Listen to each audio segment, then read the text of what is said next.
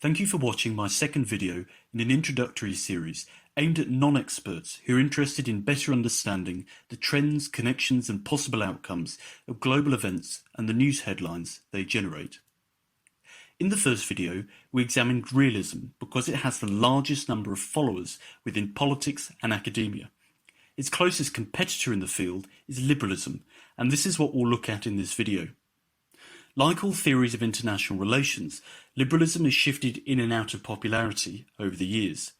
Liberalism can be difficult to understand in IR because the word is also used to describe a political ideology. We'll go over the differences shortly.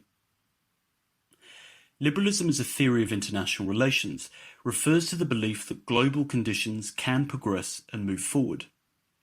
Those who follow the political philosophy of liberalism celebrate justice, the rule of law, equality before the law, personal freedoms, rationality, and democracy. The political philosophy emerged during the Enlightenment, a period of intellectual growth that ran throughout the 17th and 18th centuries. But returning to liberalism in IR, let us now explore the similarities and differences it has with realism. Unlike realists, liberals believe human nature is not naturally selfish and that a system of self-help actually increases the chances of conflict. Whereas realists focus on power politics and the accumulation of power, liberals believe that order in the international system is still possible without states having to resort to violence to achieve it. Instead of force, liberals believe international organisations have a major role in helping states resolve their disputes. So liberals believe that you and I are able to think and act rationally about a problem and work peacefully to find a solution to that problem. The political philosophy of liberalism supports the idea of the individual and that no one person is the same. Despite this, liberals also insist that all people share universal basic human rights: the right to life, the right to education, the right to food, housing and family. In international relations, liberals believe these basic standards can scale up to apply to nation-states too. Countries may contain different collective personalities, traditions and reputations, but they ought to have some basic freedoms over their domestic affairs without other states muscling in. In politics, this is known as the right to self-determination. That said, the two theories are not completely at odds. Both realists and liberals accept that global politics exists in a state of anarchy. German philosopher Immanuel Kant was a leading thinker during the Enlightenment period. In 1795, he published a book called Perpetual Peace, which, among other things, suggested that states ought to agree to abolish war as an option to settle their disputes. Kant believed that to build a sustainable world, states should sign agreements between one another. These are known as bilateral treaties. An alternative model is when intergovernmental organisations oversee the behaviour and decisions of nation-states. Examples include the European Central Bank and the UN Security Council. Democratic peace theory rests on the assumption that democratic states will be reluctant to go to war with one another because when the wider population have a say through elections, why would they vote for a war when they're the most likely to pay the price? This focus on the influence of the masses challenges thinkers like Machiavelli, who wrote about how royal princes should take decisions on other people's behalf. The signing of treaties between states leads us to the issue of interdependence. Liberals believe interdependence between states is good and a sign of progress. To lower the risk of military escalation, liberals believe collective security allows states to get on with their domestic agendas without having to worry about defending their borders against possible attack. In short, collective security helps neutralise the security dilemma we discussed in the previous video. Here are some examples of intergovernmental organisations that help foster collective security. Another disagreement between realism and liberalism is the direction of power.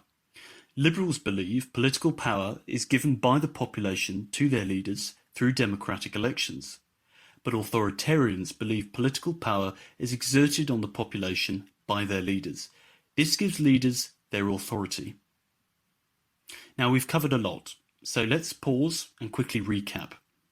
So far we've taken a look at what makes liberalism a distinct theory of international relations, We've introduced Kant's belief in the possibility for perpetual peace and how democratic peace theory connects the growth in the number of democracies with sustainable world peace.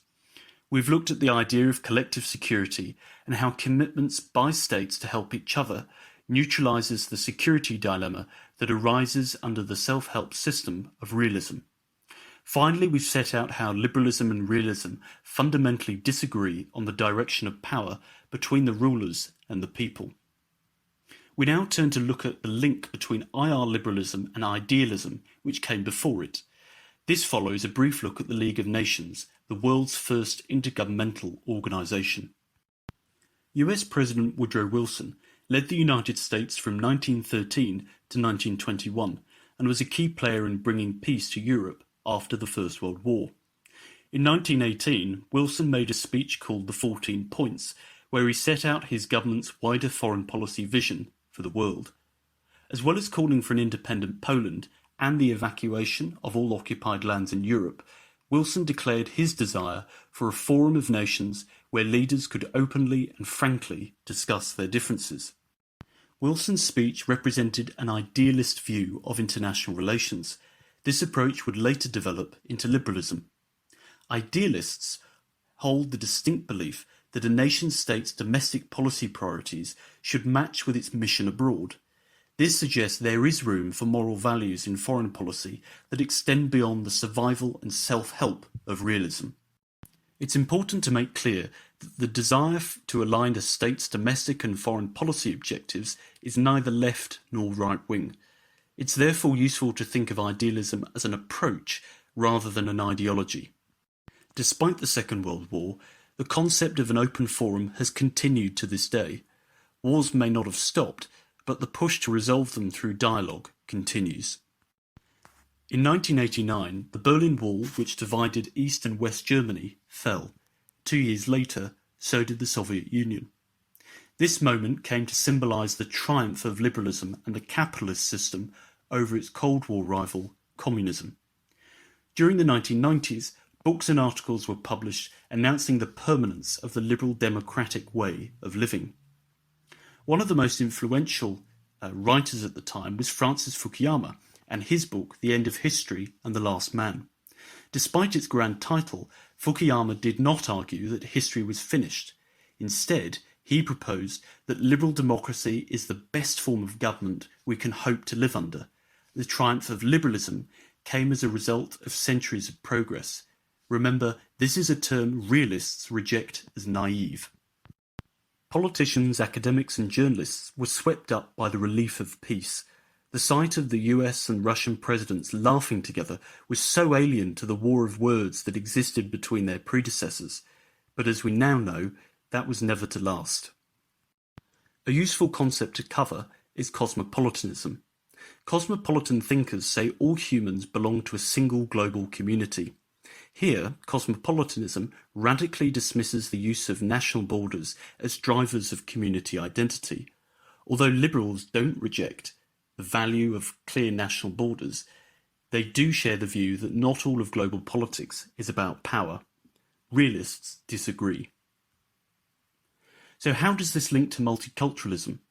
A cosmopolitan society comes about when a single shared identity crosses borders and historic cultural and ethnic groups. A multicultural society exists when many definite cultural and ethnic groups exist together within a shared space. In the last video, realism was described as a state-centric theory of international relations. Liberalism believes that state behaviour is not the only form of power in global politics. Companies, brands, TV shows and music are just some of the other forms of power that can improve a country's standing in the world. These effects of these influential non-state actors is known as soft power. So what have we covered? We've looked at the similarities and differences between liberalism and realism. We've examined Kant's book Perpetual Peace and Democratic Peace Theory, as well as explained how the idea of collective security neutralizes the realist security dilemma. This video has set out how realists and liberals disagree on the direction of power, as well as the shift from idealism to liberalism and the establishment of the League of Nations. The 1990s marked the triumph of liberalism and the emergence of books like The End of History and The Last Man. We've distinguished between cosmopolitanism and liberalism and the link between these two to IR liberalism. Finally, we've made clear the important role non-state actors have to play in global politics and the existence of soft power as a means for states to improve their standing in the world. Thank you for taking the time to watch this video. For more in the series, please visit the YouTube channel and subscribe.